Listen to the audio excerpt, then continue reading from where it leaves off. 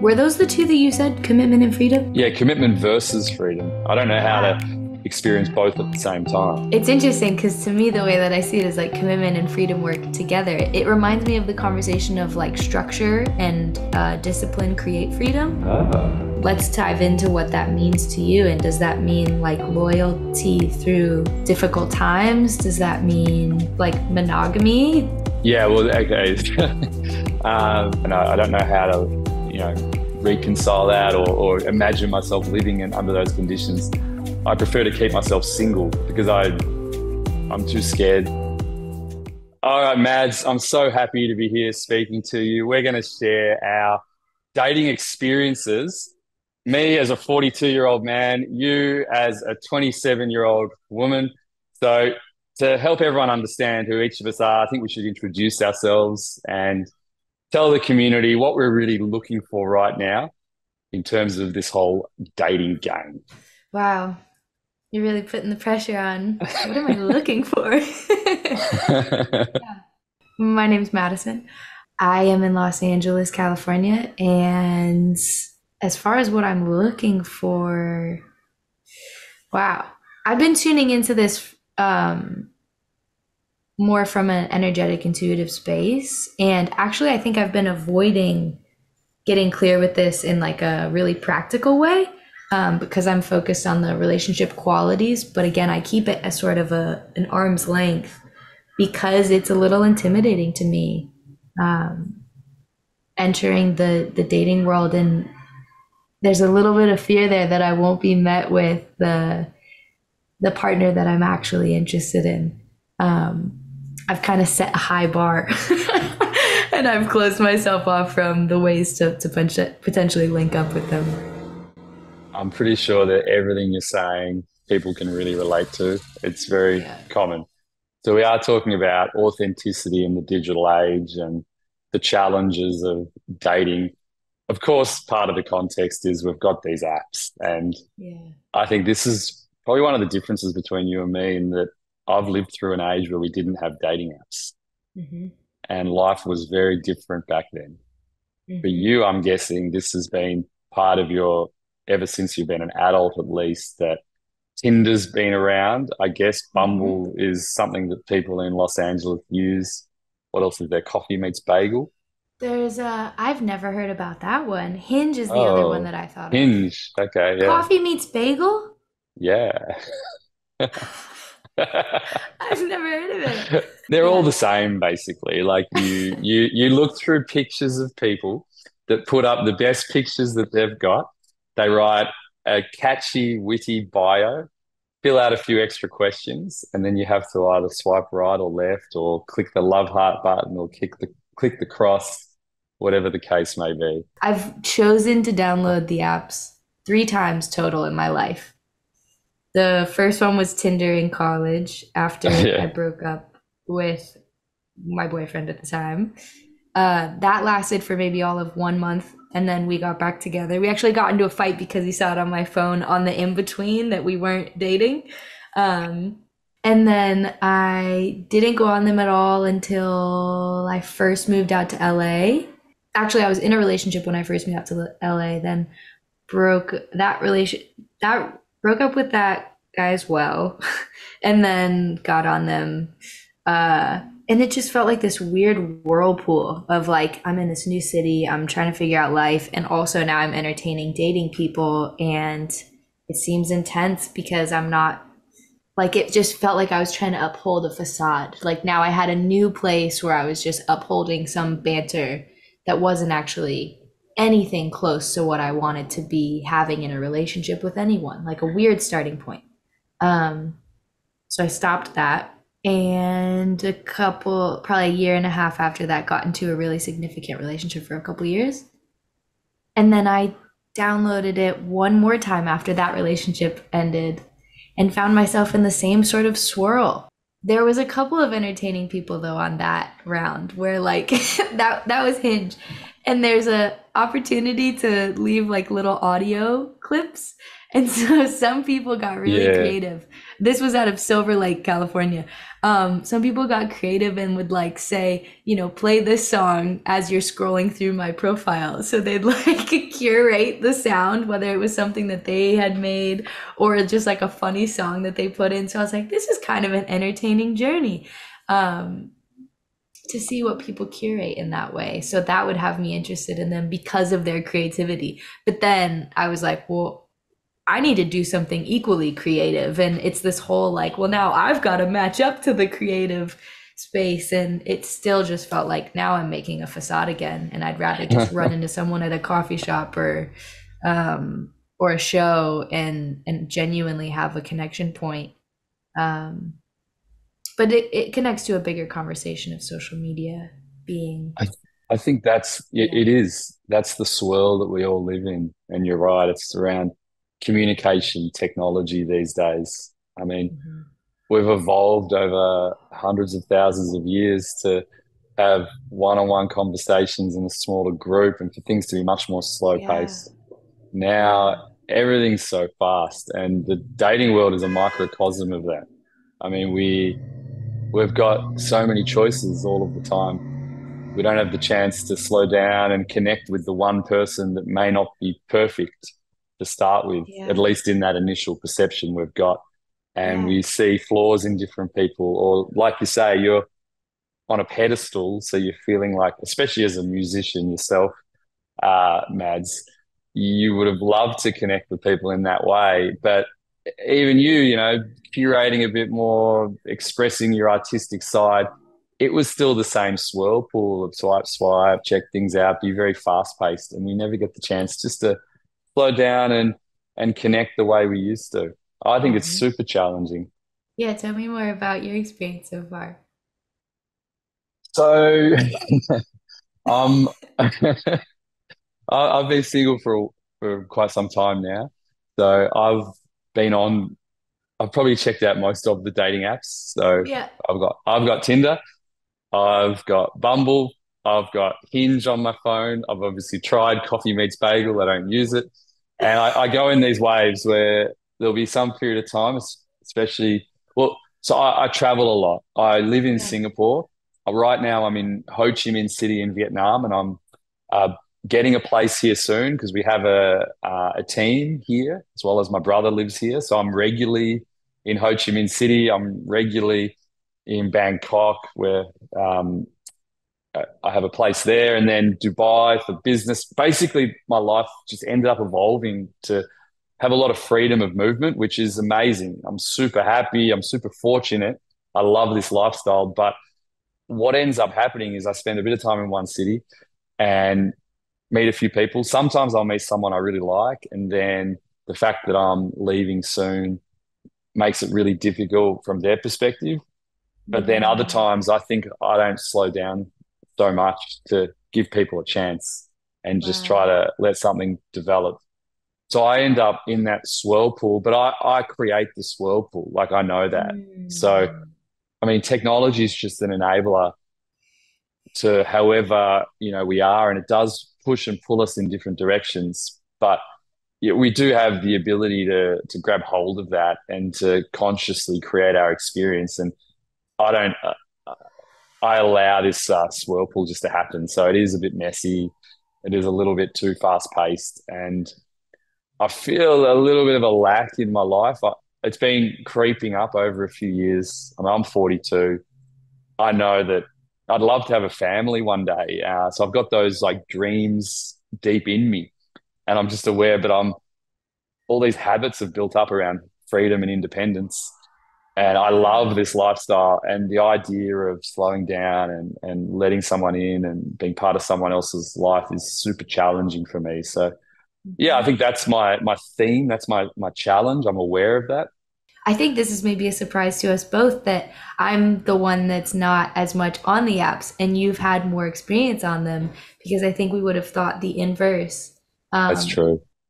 so Yeah. maybe that's something like about me sensing like I actually am not able to, I'm finding it much more difficult to sense authenticity now through these lanes. specifically when it's sharing with the intent of romance.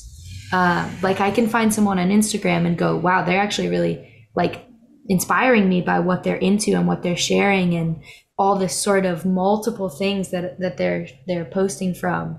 Um, that gives me a much better pulse of somebody's interests, and I actually think is a little bit closer to me of potentially a use of dating than the dating apps, because the dating apps are a little bit too like, this is the image I want you to see. Now we have these tools to stay globally connected to one another, and not just like a telegram that we send to each other that arrives, like, I don't know if that was more instantaneous or weeks later, but I'm getting at, I can be talking to you across the world right now, and we have so much more exposure to all these different lifestyles that I think that can get a little bit exciting and overwhelming to see a nomadic lifestyle and go, that's a little intimidating. Like, what if my life doesn't match up, and sort of thinking we need to be the same or come from the same vantage points to connect. And I think maybe we'll learn more as time goes on that we can nurture something slowly over time and come from totally different worlds and still find connections. I find that really interesting. I think that is the tension between the possibility of technology and the world getting smaller, like with all this travel and movement, exposure to new people, new ideas. It's incredible. Like we're all so inspired. It's amazing. But we've been living through this for a number of years now. I mean, I remember from like 10 years ago when I first set up IdeaPod, it was a social network for sharing ideas. And we were just all share your idea online, get yourself out there, meet people. But then we've lived through the ups and downs of technology. I mean, we know about misinformation, polarization. Mhm. Uh, our brains are being shaped by technology. We're becoming addicted to our smartphones. We know about the challenges. I feel there's a real movement out there of people that are wanting to take the control back and slow down. And I think part of it as well is slowing down and connecting with community, with what's local, what's actually Mm. here in front of us right now. Exactly. I also think a big lesson I'm learning right now is how satisfying it is to nurture something over time. I thought things were going to happen much quicker just because I was seeing so many other quick stories and this can be like related to what I'm working on with music or art or finding different opportunities to get paid to create. And it can also be in relationships and friendships. I can reflect and say, like, there's been times when I haven't really given someone a chance, even in a friendship, because I'm like, oh, they're not working on themselves in the same way, and that's scary to me. Like, what am I gonna do? Like, am I gonna get pulled down into a not being as proactive with growth, with what's available? But I think that that's a little bit self-righteous in saying I know the lessons that I need to have. Um, and like controlling of the lessons that I get to explore. And yeah, It's we'll a see. super You interesting know? experience. I think it's really common when people are on a self-development journey. I've been in this position myself where I can tell you that early on, I was really proud of myself that I made Yeah. this decision to work on myself, to uncover my patterns, to go through the traumatic experiences I've had, to realign myself around a deeper connection with myself. And there was, like you say, a sense of self-righteousness about it. Yeah. And this resulted in the end of a relationship, a really good Yeah. relationship that was 6 months in. I was seeing this girl. She was absolutely gorgeous, amazing person. And I was in the early days of launching IdeaPod. I quit my PhD, moved to New York. She was living in a different country. So we're doing long distance, like visiting each other. And then I was all like, yeah, I'm going to change the world with IdeaPod and the social network for ideas. And I'm doing all this, spiritual work, law of attraction. I thought I was Mm-hmm. vibrating highly. And I just felt Mm-hmm. like she was slowing me down. And then she Yeah. wanted to move to New York and, really support. So, but she was questioning like the way we were doing it. She thought we could be a bit more grounded and practical. And I was like, why is she pulling me down? As it turns out, she was right. Like we Yeah. needed to be more grounded and practical. And Ah. She was supportive. She had all of these great qualities. And I just couldn't see it because I saw myself as higher up in the Yeah. self-development journey, just because I was like using that language. But then Yeah. if I look back, I can see that she cared about people, with the job she had. She looked after people working with kids. She had all of the right values, but she just didn't use the same language I used around self-development. And it is what it Wow. is, like we've moved on. We're both living great lives. I think it's all fine. And maybe it wouldn't have worked out anyway. But yeah, that self-righteousness is something I went through that I had to try to let go of and see that Yeah. people express their spirituality and connection with themselves and the world around them in very different ways. Jeez. Where is she now? Oh, I don't know if I really want to share, like, be too specific. That's fair. That's fair. That's fair. I I'm can putting tell you you on the she's spot. married with two kids, and Okay. Okay. Okay. my like my Insta stalking, when I'm going down a tunnel of what's the word when you're not being Rabbit kind to hole. yourself. It's a Oh. rabbit, but it's a rabbit hole, like a dark rabbit hole where you just know you shouldn't be doing it. Mm, But anyway, yeah. I can see she's living a good life and seems very happy. So I'm super happy for her. There you go. We got down to the bottom of it. It's opening this conversation. I didn't anticipate this classic, but it's opening up so many more places. And I just was sensing like, oh, we're reflecting a lot in the past of what we've experienced, and what's worked and what hasn't, or maybe some things we're finding in. And I think it's interesting that we've gone here because where we started was you asking me, at least I thought this is where we started, is you asking me what I was looking for in a partner. That's right. Yeah. And I feel like this is a bigger reflection of, the question comes of what I'm looking to call in, and then I'll go to what I found and not speak into what I'm looking for. Um, I think it's really easy to like try and define and shape what I'm looking for based on what's worked and hasn't worked in the past. But I do want to answer your question, which is like, and these might be super high standards. I'm not sure, but what I am do get really excited about is somebody um, that I can be collaborating with creatively and building experiences with. Like I want somebody that's excited about shaping and creating things in the world, like events with music or immersions. They don't need to be exactly what I'm focused exactly on what I'm interested in, but I guess to break it down even another layer, it is important to me that it's somebody that is actively listening to their heart and coming from that place um, when entering our relationship. And that actually seems pretty far away, that there could be somebody even in this city that is doing that. Like that there could be the guy that I'm actually interested in that's actually tuning in. And I think maybe that's where you're speaking to, is like maybe he's not using the same language, but what are the ways that I can stay open to hearing that somebody's actively listening to their heart without being involved in the similar intuition work or self-development work or creative work? Like what are ways that we can open our ears up to the language that somebody is caring for themselves in the world in a really intentional and what seems like gentle and creative way, is the question that comes.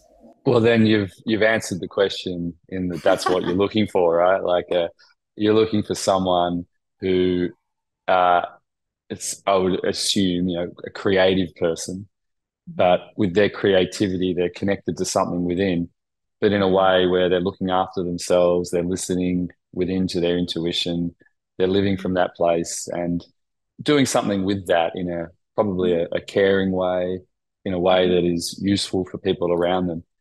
And I think that that is a common experience that even when people aren't so involved in the self-development work and using all of these languages and concepts that we're so used to repeating over and over, I think that's quite a common experience that people have. That because what does it mean to listen within? It means to Exactly. slow down and reflect a little bit and to think about it could be simple, like, oh, I usually react in this way in this context. I think I'm going to slow down and think Mhm. that there might be a different way to relate to my emotions. So I think that's a really common thing actually. And that's probably what you're looking for, someone with that self-awareness. Yeah, exactly. And you want to collaborate with someone too creatively. That I think is fundamental. That's I want that too. So I've been thinking about it.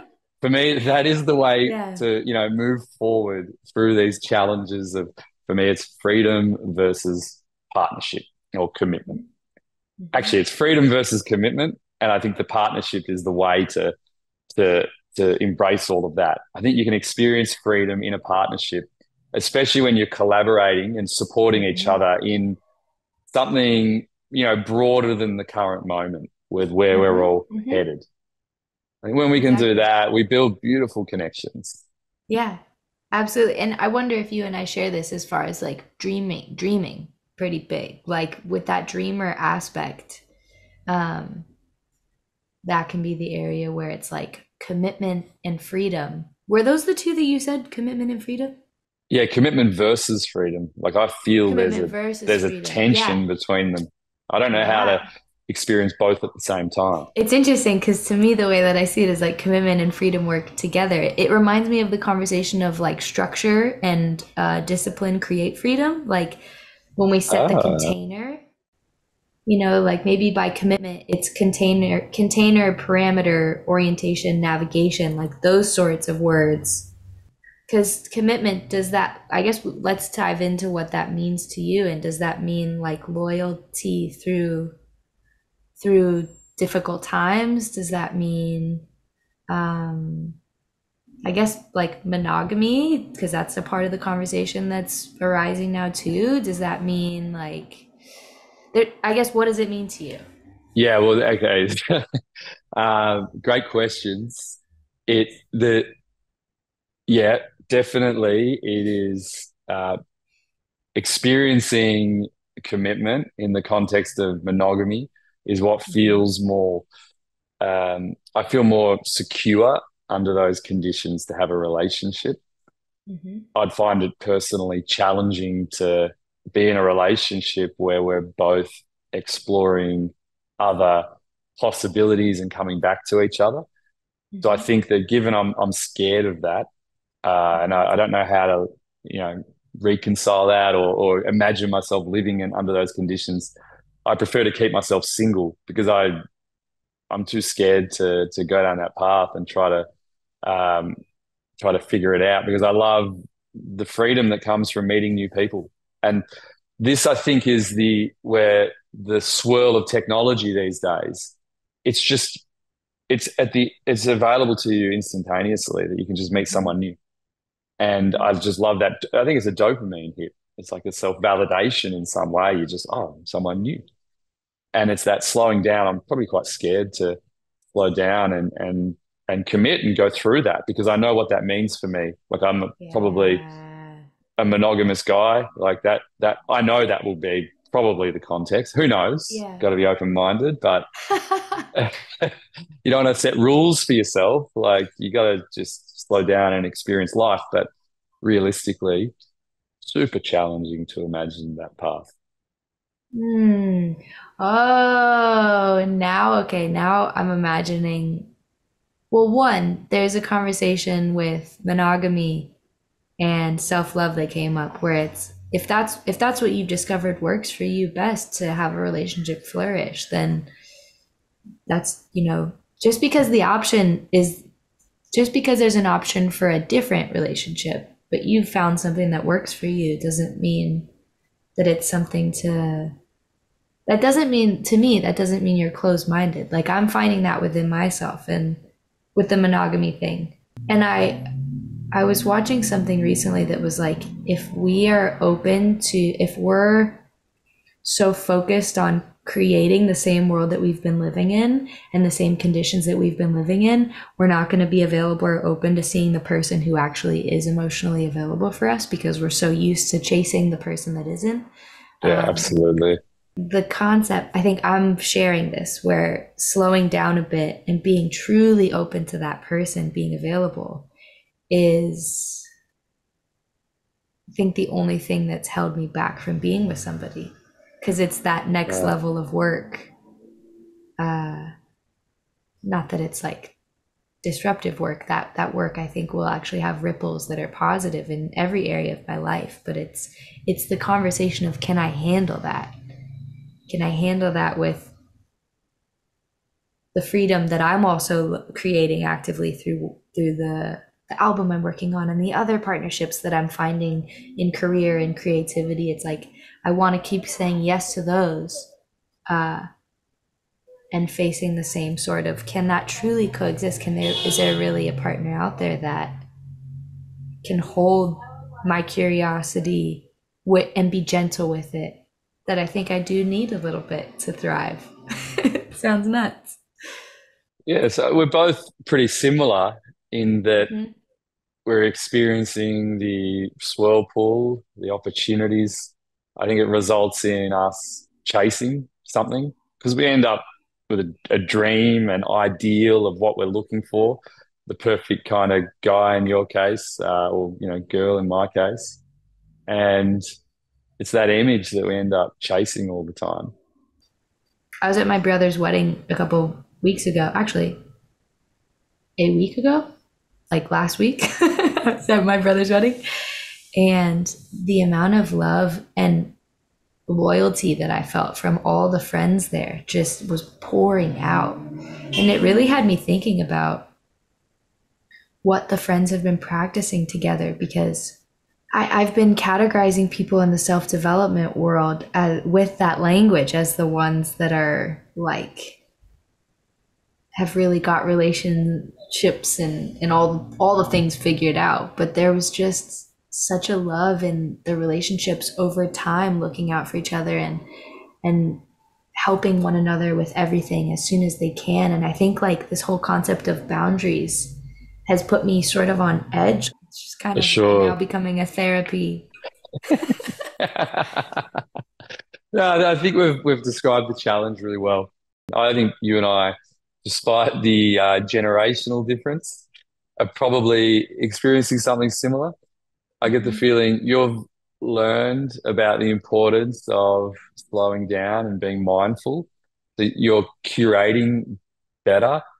For example, understanding that there's the Tinder world, but you feel better on Instagram because there's probably less Mm-hmm. pressure to Mm-hmm. turn that into something. Like that could be a new friendship. It could be you just start following someone because you're inspired by Yeah. them, or it could Yeah. be a little bit of a connection. And from there, little steps can grow.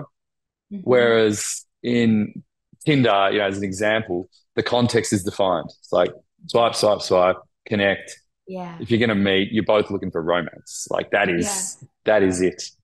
Mm-hmm. I think that slowing down and it is about not having these preconceived ideas so much of what we're looking for. Just chill, see what's possible, see if any collaborations can emerge, deeper connections can emerge. At least for Yeah. me, that's something I've learned from this conversation is I think slowing down is really the theme for me. Consciously slowing down, even despite all Wow. the choices. Wow, despite all the choices, well, that's the creative tension to hold in a positive. Like you can shape that tension, Mm. um, in the way that you choose. What you just reminded me of is the environments. It got me curious. The environments that we have in in our cities, to connect with one another, and the conversation that you're saying as far as like there's a preset context on dating apps where you know what you're there for.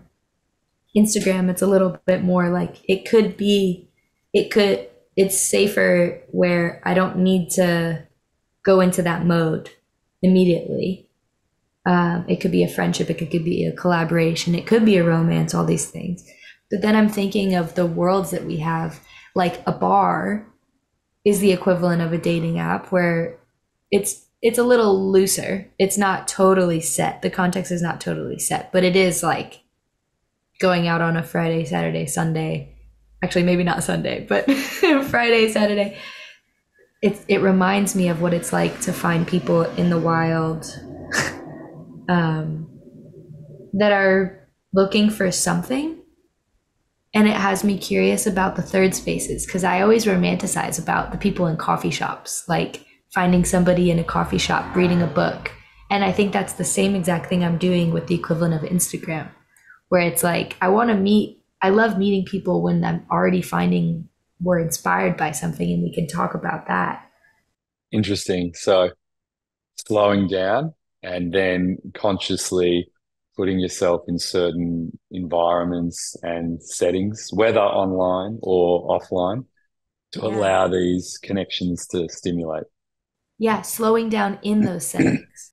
I love it, Mads. Well, to close up, if you could say one thing that you feel you're going to take away from this conversation in your own life. To be gentle, to just like let go of this sort of grip of needing to figure things out. Oh, nice. Um, yeah, or have it perfectly mapped out, but just like create some space within me to be open and allow new love and connections to come in. That'll surprise me in how connected we can be. For me, it's your reaction to me when I spoke about the challenge of reconciling freedom and commitment. And you were almost like, Mm, whoa, no, that's fine. Like you can experience freedom by creating spaces and boundaries and structures because we mhm, need structure in mhm, which our freedom can flourish. mhm. For anyone listening to consider embracing these action steps as well, Mads, I reckon you and I should each do that to let in two dates with these ideas seeping in. And then we should touch base again and Sounds report back on our perfect. experiences and make this a bit of a thread, like things will evolve over time. And then for Yeah. anyone watching, please join us on this journey. And in the next video, share your own experiences letting in two dates. If you're already in a partnership, go on two dates with your partner and do things a Yeah. little bit differently and bring in Ooh. these ideas. We do need to wrap up because the person next door has decided we need to wrap up. That works for me. Going with the flow. This Yes. is it. All right. Thanks, Mads. Love the conversation. And Thanks, Justin. yeah, look forward to the next one.